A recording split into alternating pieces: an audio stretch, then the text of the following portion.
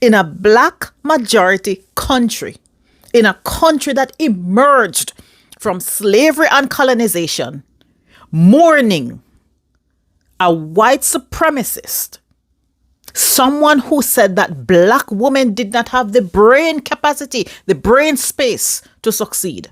Are they at that table? Investigation, reduce spending. We don't really have a problem with it. Hello and welcome to another episode. Now, I know I don't post as often as I should, but please bear with me. I'm very busy with my job these days, and I'm really grateful to my regular viewers who always stay tuned no matter what, so I thank you. Today, I need to talk about the Love March movement, an ultra-conservative religious group that claims that they want to preserve Christian values in Jamaica. Now, if you missed my previous videos, let me give you a little rundown about what the Love March movement is about. And then I'll go to the Observer's story about how much they have been mourning for days for Charlie Kirk's death. On their social media pages, the Love March movement describes itself as a Christian NGO for sexual purity, the protection of the family, and advancement of family-friendly laws. On their YouTube page, they say what started as a march on September 15, 2012 has become a movement dedicated to representing Christ's view on sexual sin, including homosexuality, and standing in love and prayer for our country. They protest against homosexuality. They protest against the U.S. Embassy's support of Pride Month and flying the LGBTQ flag at the embassy. And recently, the president, Dr. Daniel Thomas, did this video supposedly showing a transgender person in an ad in a halfway tree and supposedly promoting transgenderism to our children. And now here we are with the Love March movement celebrating the so-called martyrdom of a white supremacist. A religious movement in a black majority country is celebrating a white supremacist. Think about that. So in the Observer's article dated Sunday, October 5th, Christians in Jamaica divided over Charlie Kirk legacy. This is what was said. According to LLM President Dr. Daniel Thomas, who argued that Kirk died standing up for Christian values and biblical truth, the vigil linked LMM to millions of people worldwide who were impacted by Kirk's murder. So apparently they held a vigil. Listen to this. He said, this is a quote, "I think ours was the 18th country in the world to hold a vigil for the 31-year-old man. When you see something like that, it really should highlight to persons that there is something about him that inspired millions of people across the world, including a number of us here in Jamaica." A number of us were crying for days, deeply mourning, because we know, whether or not persons agree or want to admit it, we know that what we witnessed was the shedding of the blood of a martyr. Thomas believes Kirk was killed for his outspoken opposition to what he called wokeism. Okay, the totalitarian nature of the universities and for promoting peaceful debate. He was killed because he dared to go up against the mob and the evil, demonized culture.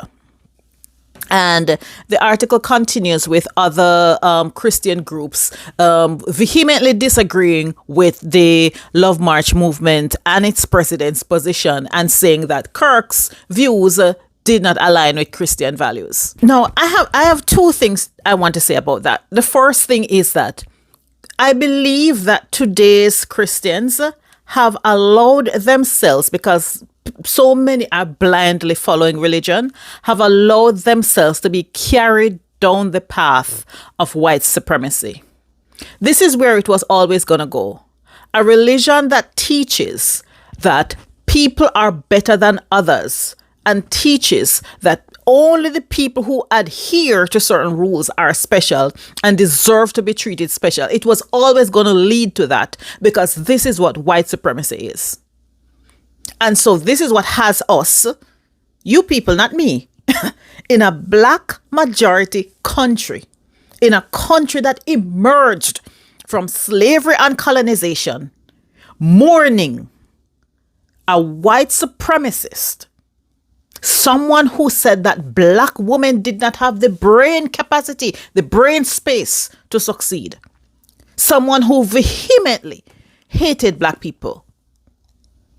This is what we are upholding as a martyr for what he believed, for Christian values. Now, I've warned several times that the Love March movement is trying to push Jamaicans towards the type of right-wing conservatism that is actually dangerous for Black people. Dr. Daniel Thomas, president of the Love March movement, wrote this letter to the editor entitled "Abortion Helps Rapists and Hurt Women." And in it, he said, "The presence of the father is supremely protective, even if he doesn't do much." Does this sound familiar? Does this sound familiar to you? Does that sound like the evangelists in the United States who are very worried about the unborn children but are not worried about the children who are alive? Does it sound familiar? Does it sound like the evangelists in the United States who are so protective of family rights and family values but have nothing to say when it comes to the values of the leaders of their church, when it comes to sexual violence and sexual impurity in their church, sexual violence against women and children? It sounds very familiar for a group that keeps insisting that North America is pushing its values on the Jamaican people. It seems like you have co-opted some North American values. And the second point I want to make is this. Is this really what it took to be disappointed in the Love March movement? A violent hate group that has been pushing for the rights of certain Jamaicans that they don't like to be taken away. This is a literal hate group. Time and time again, they have been lobbying for the rights of women and the rights of people from the LGBTQ community to be taken away, our fellow Jamaicans. This is what the Love March movement stands for. They may cloak it in family values. They may cloak it in so-called sexual purity. But at the end of the day, when it breaks down to it, the things that they claim to espouse, that's what it breaks down to. They don't want women to have rights, and they don't want members of the LGBTQ community to have rights. And for some of you, you were okay with that.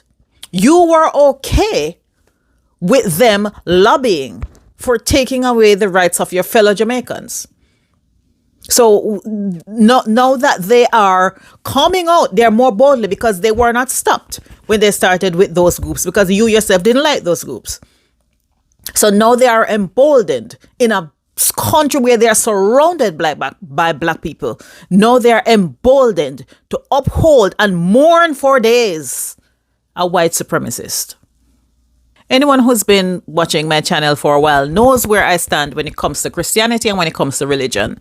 I have disavowed from Christianity because I firmly believe that it promotes white supremacy, and I firmly believe that continuing to adhere to this religion is to follow the path of white supremacy. And so I've disavowed from Christianity.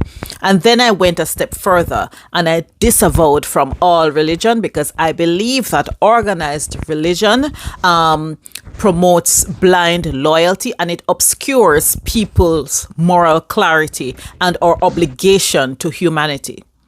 Right?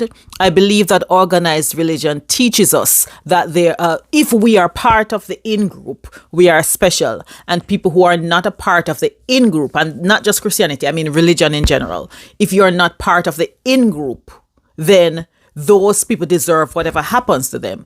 And I don't like that. I believe that all humans deserve the same rights. And I believe that we all have the right to self-determination, and we should all have the rights to justice, and we should all have the rights to freedom of expression in however we want to express ourselves and live. I believe that. And so I don't subscribe to any movement, especially religious movements, that teaches that there are in-groups and there are out-groups.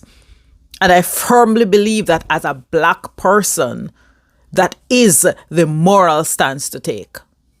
I am saddened, and I really have to say that I am saddened for Jamaica, and I weep for Jamaica's future, because we have allowed groups like the Love March movement to cement itself in our society and to implant itself and its white supremacist values within our mainstream society.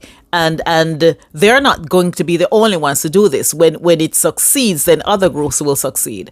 And this is the kind of things that will happen as fascism continues to spread around the world. And the reason I'm so saddened and disappointed is because a lot of us as Jamaicans like to look at things and say, this is happening in America, but it's not happening to me. And you're not seeing the ways in which it is happening to you because you associate certain things with foreign lands and not yours. And you think that white supremacy only looks white.